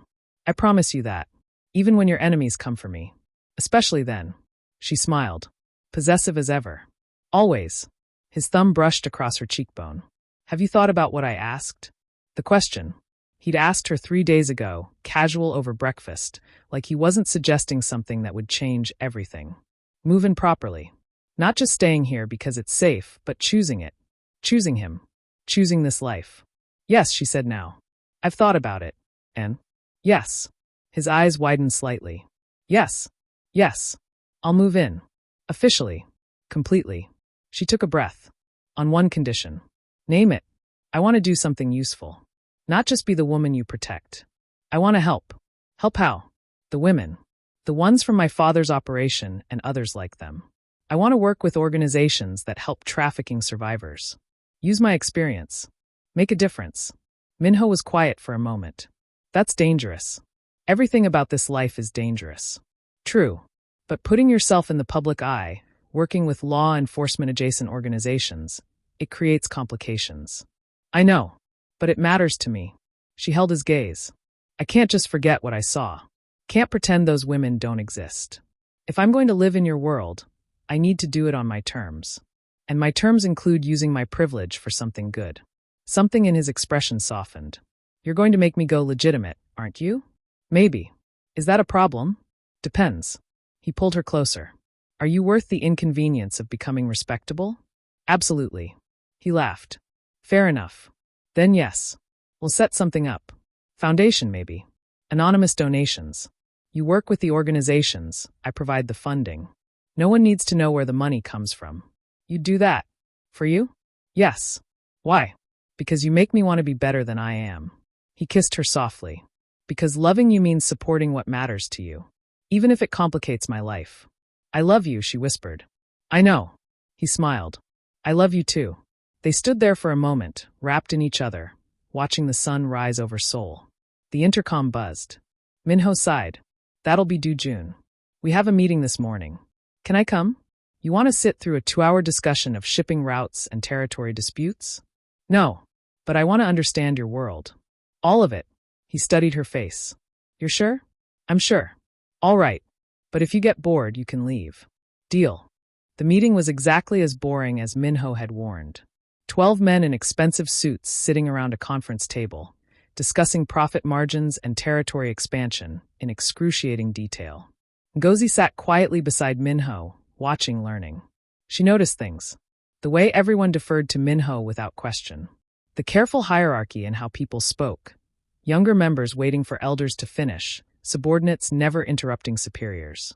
The coded language they used to discuss illegal activities without ever saying anything explicitly incriminating. This was his world, built on violence and fear and careful control. But also on loyalty, on structure, on rules that, however brutal, everyone understood and followed. It wasn't so different from corporate boardrooms, she realized. Just more honest about what it was. When the meeting finally ended, the men filed out. June lingered. Boss, he said. There's something you should know. What? Prosecutor Park Sun-hee. The one who called Ngozi. She's been asking questions. About her father's death. She doesn't believe the official story. Does she have evidence? No. But she's persistent. June glanced at Ngozi. She contacted 2 of the women from the trafficking ring. Offered them immunity in exchange for testimony about what they saw. Will they talk? Ngozi asked. Unknown. They're scared. But if Park can convince them. Then we have a problem, Min-ho finished. His jaw tightened. How much does Park know? She knows your father's operation collapsed immediately after his death. Knows you were held captive by him. Knows Ngozi refused witness protection to stay with Boss Kang. She's connecting dots. But she can't prove anything. Not yet. But she's building a narrative. And juries love narratives. Min-ho stood, paced to the window. How long do we have? Weeks. Maybe a month before she moves forward. Can we discourage her? June hesitated. She's not the type to be discouraged. She's built her career on taking down powerful men. This is personal for her. Then we give her what she wants, Ngozi said. Both men turned to look at her. What? Min-ho asked. We give her a case. Just not the one she's expecting. Ngozi stood. Park wants to prosecute someone for the trafficking ring. Fine. Give her the partners. The men who worked with my father. The clients who bought the women. Make her look like a hero. And in exchange, she stops investigating my father's death. She gets her convictions, her press conference, her promotion. Everyone wins. Except the men we throw to her, June pointed out. Men who deserve it, Ngozi countered. Men who are guilty. She's right, Min-ho said slowly. It's elegant. We clean up the trafficking network, earn goodwill with the prosecutor's office, and eliminate potential threats. I can make the approach, June offered. Unofficial. Feel her out. Do it. Min-ho returned to the table. But carefully. If she refuses, we need leverage. What kind of leverage? The kind that ensures her cooperation. Min-ho's voice went cold. Find out who she loves. Who she protects. What she can't afford to lose. June nodded. Understood. After he left, Ngozi looked at Min-ho. You'd threaten her family? If necessary. His eyes met hers. I know you want me to be better, Ngozi. And I'm trying. But I won't let anyone take you from me. Not the law. Not the prosecutor. Not anyone. Even if it means becoming the monster she thinks you are. I've always been a monster. You just helped me aim it at people who deserve it. She wanted to argue. Wanted to tell him there were lines he shouldn't cross. But she understood the calculus now. In his world, sentiment was weakness. Mercy was risk. The only thing that mattered was survival. Just don't hurt anyone innocent, she said finally. I won't. He pulled her close. I promise. She believed him. Maybe that made her complicit. Maybe it made her just as bad as him. But when he held her like this, like she was the only thing in the world that mattered, she found she didn't care. Prosecutor Park Sun-hee agreed to the deal. It took 2 weeks of negotiation, but eventually she saw the wisdom in accepting. 37 arrests. Convictions for trafficking, racketeering, money laundering. Enough to make her career and clean up a network that had operated for years. In exchange, she stopped asking questions about how Ngozi's father died. The press conference was televised. Park stood at a podium, flanked by rescued women and advocacy groups, announcing the dismantling of a major trafficking operation. She looked triumphant, vindicated. She never mentioned Min-ho's name. Ngozi watched from the penthouse, Min-ho beside her. "How does it feel?" he asked. "Watching her take credit? Good. She means it. She really wants to help those women. That's more important than who gets the credit. You're remarkably generous for someone whose father she was investigating. My father deserved to be investigated. He deserved worse than he got." She looked at Min-ho. "But he's gone now, and those women are free. That's what matters." He kissed her temple. "You're going to make me soft. Good. You could use some softening. Careful. I'm still dangerous. I know. That's why I love you." He pulled her into his lap, arms wrapped around her waist. "Say that again." "Which part?" "The love part." "I love you," she said against his lips. "Dangerous and all." "Good." He deepened the kiss. "Because I'm keeping you forever." Forever is a long time. Not long enough. They lost themselves in each other, the world outside forgotten. The press conference continued on the television, but neither of them was watching anymore. Later, much later, after they'd moved to the bedroom and made love with the desperation of people who'd almost lost each other, Ngozi lay with her head on Min-ho's chest. "I want to tell you something," she said quietly. "What?" "When I was 17, I tried to imagine what my life would look like. I thought I'd work in an office, marry someone boring and safe, have kids, live a normal life, and nothing about this is what I imagined." She lifted her head to look at him. "You're not boring or safe. This life isn't normal. But I wouldn't trade it for anything. Not even for that boring, safe life. Especially not for that." "Why?" "Because boring and safe means living half asleep. It's fully awake. Fully alive. Even when it's terrifying." He tucked a curl behind her ear. "I never thought I'd have this." "What?"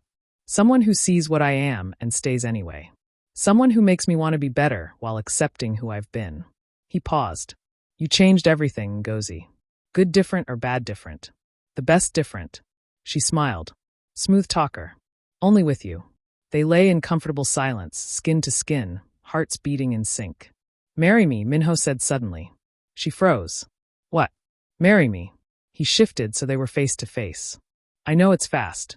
I know we've only been together a few months. But I've never been more sure of anything. Marry me, Ngozi.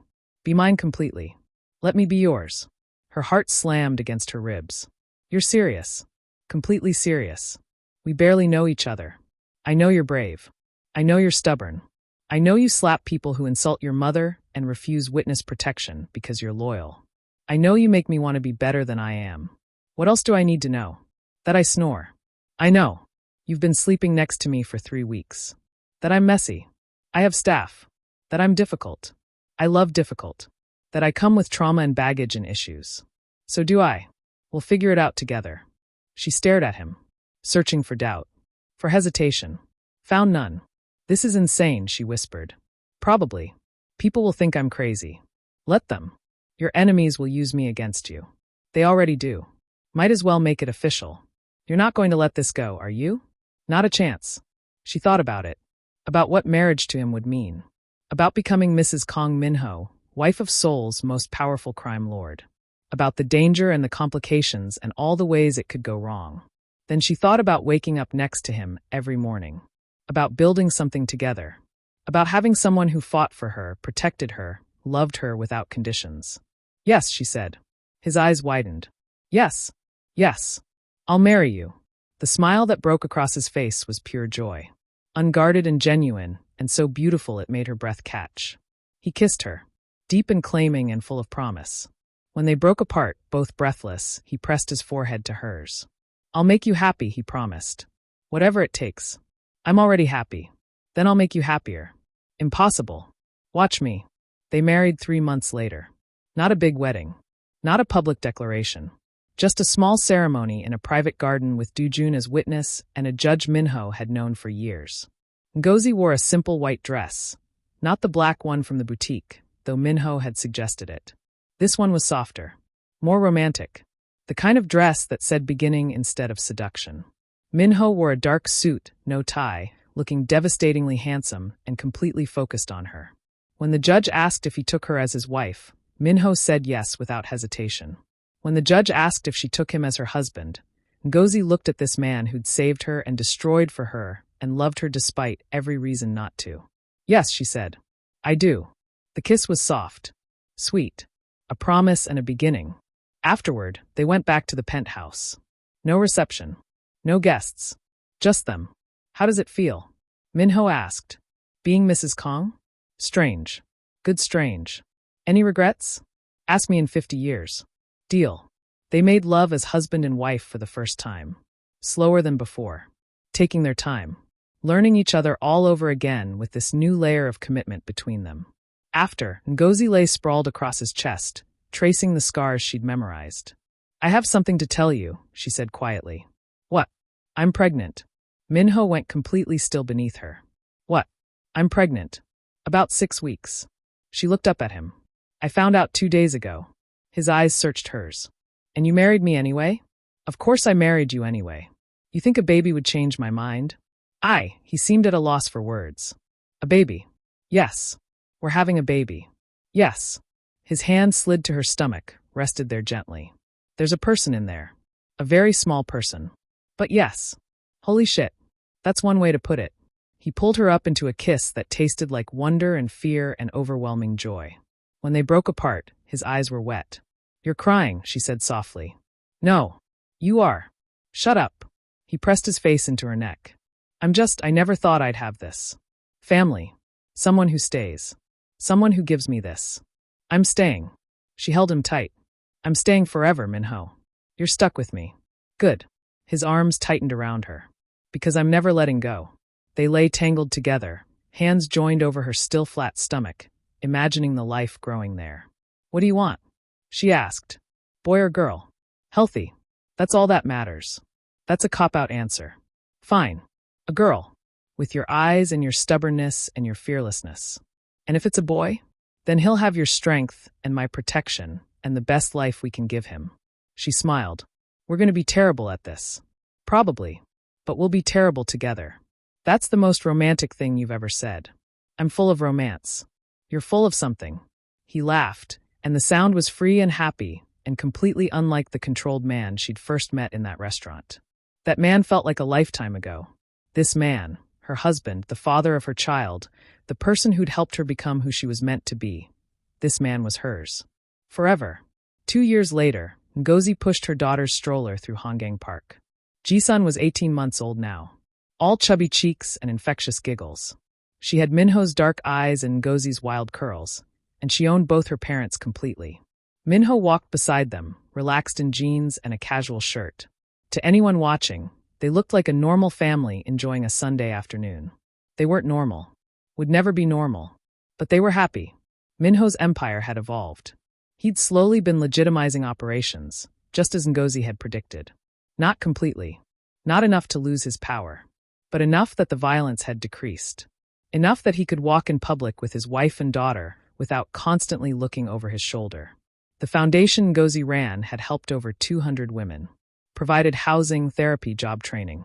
She'd become known in advocacy circles, though she never mentioned her connection to the Kang family. Some secrets were worth keeping. Ji-sun squealed and pointed at a dog. Appa. Puppy. I see it, sweetheart. Min-ho crouched down to her level. Do you want to pet the puppy? Yes. He looked at Ngozi. Permission? She nodded. They walked over to where an elderly woman was walking a small dog. Min-ho asked politely if Ji-sun could pet it. The woman agreed, delighted by the toddler's excitement. Ngozi watched her husband help their daughter gently touch the dog's soft fur, explaining how to be careful, praising her when she was gentle. This man had killed people, had built an empire on fear and blood, had done things that would horrify most people. But with their daughter, he was infinitely patient and gentle and good. People weren't just one thing she'd learned. They were complicated, contradictory, capable of terrible things and beautiful things in equal measure. The key was choosing which version of themselves they wanted to be. Min-ho had chosen to be a good father, a devoted husband, a man trying to be better than his past. That was enough. After they finished with the dog, they continued walking. Ji-sun fell asleep in her stroller, worn out by excitement. Do you ever regret it? Min-ho asked quietly. This life? Never. She took his hand. Do you? Not for a second. He brought her hand to his lips. You gave me everything I didn't know I needed. Same. They walked in comfortable silence, their daughter sleeping peacefully, the city sprawling around them. 3 years ago, Ngozi had been hiding, running, terrified. Now she was home. Not in a place. Not in a building. In him. In this life they'd built together. In the family they'd created from trauma and danger and impossible choices. She'd started in a restaurant, eating soup, believing she'd finally found safety. She'd been wrong. Safety wasn't a place. It was a person. And she'd found hers in the most unexpected way. Min-ho squeezed her hand. What are you thinking about? Soup. He laughed. Random. Not really. She smiled. Just thinking about where we started.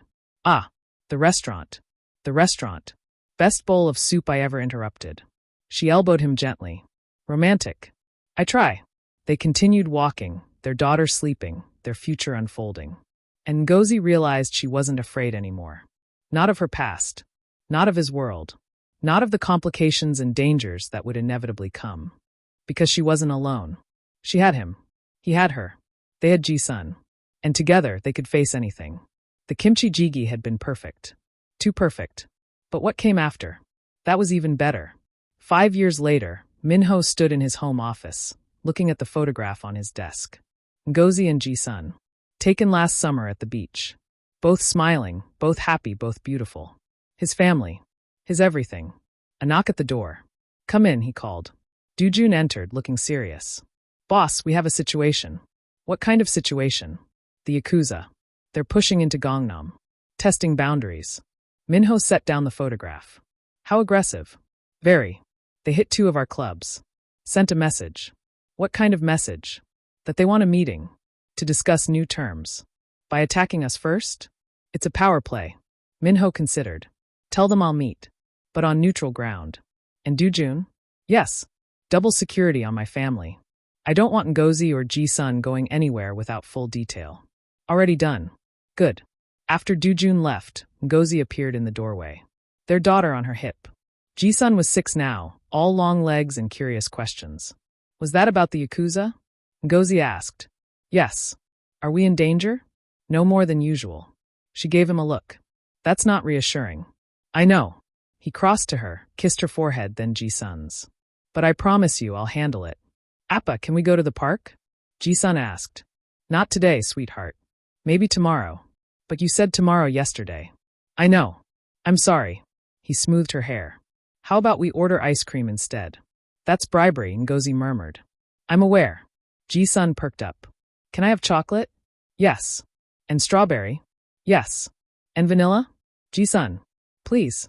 He sighed. Fine. All 3. She squealed and kissed his cheek. Best Appa ever. After she ran off to tell their housekeeper about the ice cream, Ngozi looked at him. You're worried, she said. I'm cautious. There's a difference? With the Yakuza, yes. They don't test boundaries unless they're planning something bigger. This isn't about the clubs. It's about territory. Can you handle it? Yes. Will you have to? She paused. Will people die? Probably. She was quiet for a moment. Then be careful. Come home. Always. He pulled her close. I have too much to lose now. Good. Because Ji-sun needs her father. And I need my husband. Noted. They stood like that for a moment, holding each other, drawing strength from proximity. This was what mattered. Not territory. Not power. Not the empire. This. His wife. His daughter. The life they'd built in the margins of his dangerous world. He'd protect it with everything he had. Even if it meant becoming the monster again. Even if it meant doing terrible things. Because some things were worth the cost. And they were everything. The meeting with the Yakuza happened 3 days later. Min-ho arrived with 8 men. The Yakuza brought 10. They met in a warehouse by the docks, neutral territory, weapons visible but not drawn. The Yakuza representative was a man named Takashi. Mid-50s. Scarred. Dangerous. Kang Min-ho, he said in accented Korean. Thank you for meeting. You attacked my clubs. I'm here for an explanation, not pleasantries. Direct. I respect that. Takashi smiled. We're expanding operations. Seoul is lucrative. We want a percentage. Seoul is mine. Was yours. Things change. Not that much. We're willing to negotiate. 20% of your operations in Gangnam. In exchange, we provide protection from other groups trying to move in. Protection. Min-ho's voice went cold. From threats you're creating? From threats that exist regardless. No. No. I don't negotiate with extortion. And I don't share what's mine. Takashi's smile faded. Then we have a problem. We do. You understand what this means? War between our organizations? Blood on both sides? Bodies in the street? Yes. And you're willing to risk that? For my family? For my city? Yes.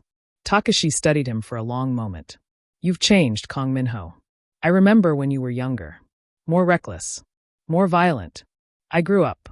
Had a family, I hear. Wife. Daughter. The mention of them made Min-ho's blood run cold. Choose your next words carefully. Takashi raised his hands. No threat intended. Simply observation. Family changes a man. Makes him cautious. Sometimes too cautious. Or it gives him something worth fighting for. Perhaps. Takashi stood. I'll relay your decision to my superiors. But consider this a final offer, Kang SSI. Walk away now, accept our terms, and everyone lives. Refuse, and we'll take what we want by force.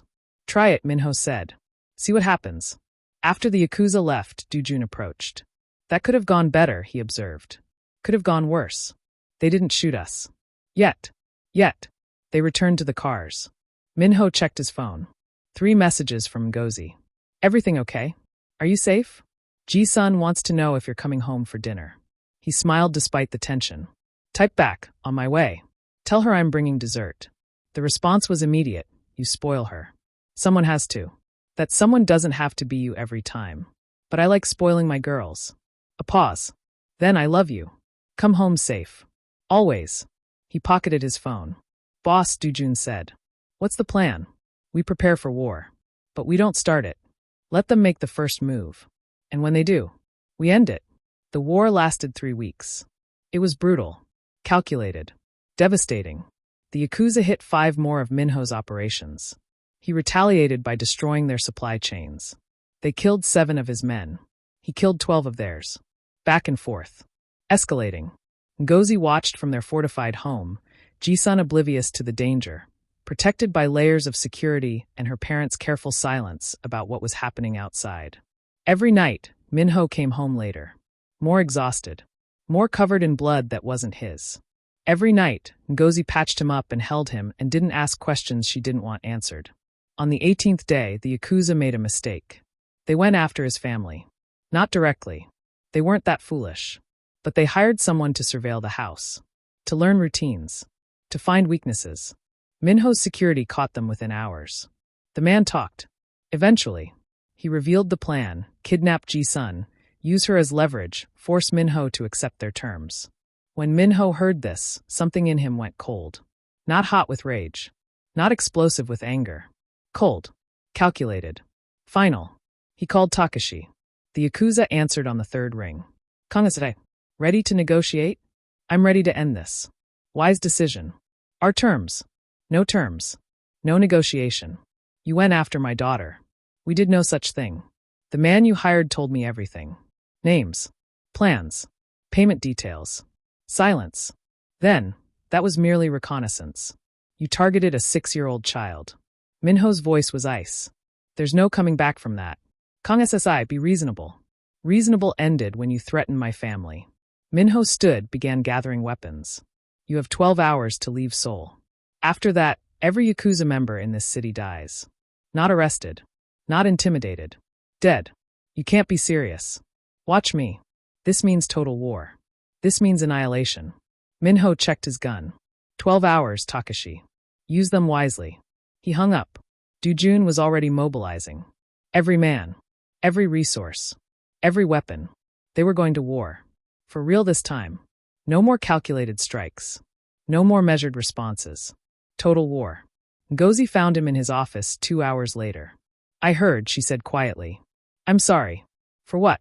For bringing this to our home. To Ji-sun. She crossed to him, took his face in her hands. You didn't bring this. They did. And you're going to end it. Yes. Good. Her eyes were fierce. Protect our family, Min-ho. Do whatever you have to do. It's going to be bad, Ngozi. Really bad. I know. People are going to die. A lot of people. Good people or bad people. Bad people. Then I don't care. She kissed him hard. Burn them all if you have to. Just come home to us. I will. Promise me. I promise. The war ended in blood. Min-ho kept his word. Every Yakuza operation in Seoul was destroyed. Every member was hunted down. No mercy. No prisoners. It took 6 days. When it was over, 37 people were dead. The Yakuza presence in Seoul was eliminated completely. And Min-ho's empire stood stronger than ever, having proven what happened to anyone who threatened his family. The cost was high. 3 of his own men died. 7 more were seriously injured. The police were asking questions he couldn't easily deflect. But his family was safe. That was all that mattered. He came home on the 7th day, exhausted and covered in someone else's blood. Ngozi met him at the door, took one look at him, and pulled him into the bathroom. She undressed him carefully, drew a bath, washed the blood away with gentle hands while he sat silent, processing everything he'd done. "Is it over?" she asked quietly. "Yes. For real this time?" "Yes." "Good." She helped him into bed, held him while he finally let himself break.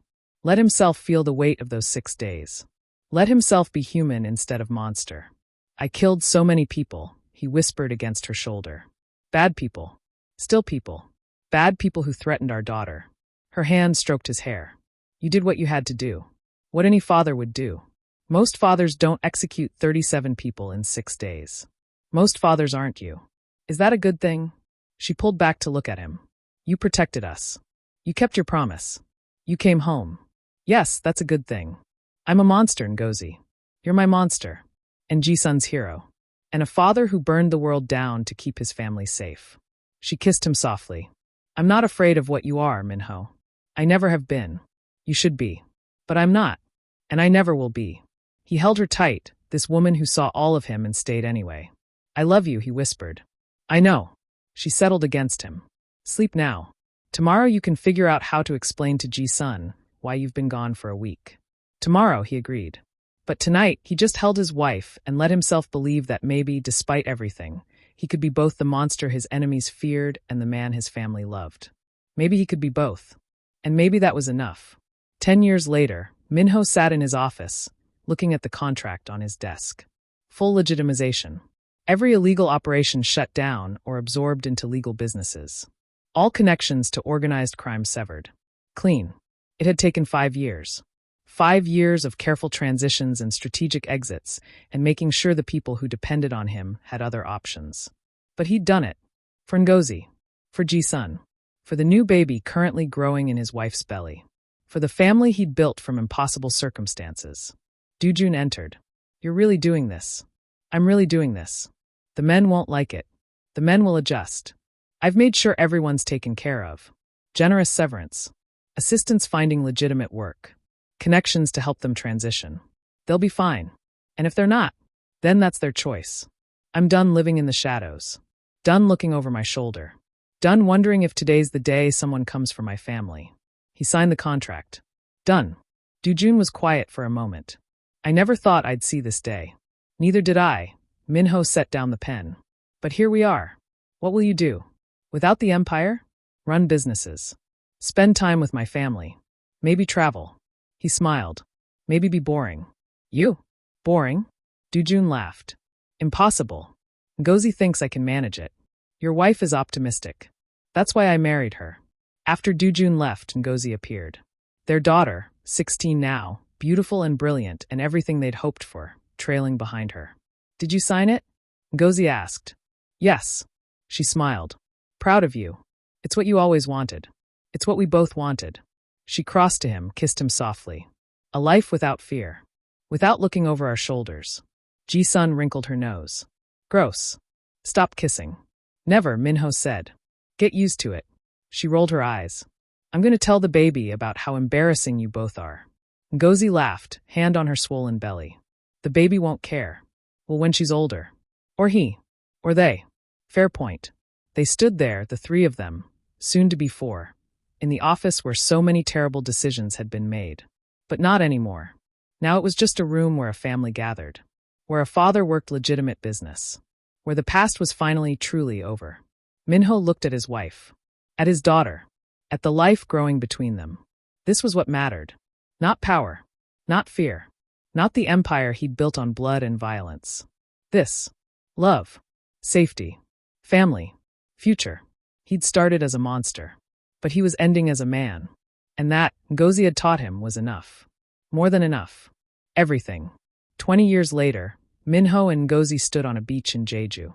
Their children, Ji-sun, now 26 and working as a human rights lawyer, Min-jun, 17 and starting university in the fall, were swimming in the ocean, laughing and splashing each other. "We did good," Ngozi said quietly. "We did. They're nothing like you were. Thank God." She elbowed him. "You turned out okay. Eventually. With significant help. I did my part. Your part was everything." He pulled her close. "Still is." They watched their children play. Watched the sun set over water. Watched the life they'd built continue without the shadows of their past. "Do you ever regret it?" Ngozi asked. "Leaving that world?" "Not for a second." "You?" "Never. Even though it was hard. Especially because it was hard. The hard things are what matter." Philosophical. "I learned from the best." He kissed her. Slow and sweet and full of 20 years of love and struggle and impossible choices. When they broke apart, Ji-sun was yelling from the water. "Mom! Dad! Stop being gross." They laughed. "Never," Min-ho yelled back. Ji-sun groaned dramatically. Min-jun just smiled and dove under a wave. This was their life now. Normal. Boring. Safe. Perfect. Ngozi leaned her head on Min-ho's shoulder. "Best bowl of soup I ever ate." He laughed. "You're never letting that go, are you?" "Never." "Fair enough." He kissed her hair. "Best interruption I ever made." They stood on the beach, watching their children, living the life they'd fought so hard to build. And Ngozi realized that the story didn't end with her father's death, or the Yakuza war, or the legitimization of Min-ho's empire. It ended here. On a beach. In the sun. With family and love, and the peace they'd earned through blood and sacrifice and choosing each other every single day. The kimchi jjigae had been perfect. But this was everything. The end. Thank you for joining us on this journey, besties. If this story touched your heart, please like, share, and subscribe for more dark romance tales. Drop a comment below. Would you have chosen safety or love? Let us know. Until next time, remember, sometimes the most dangerous man is the one worth fighting for.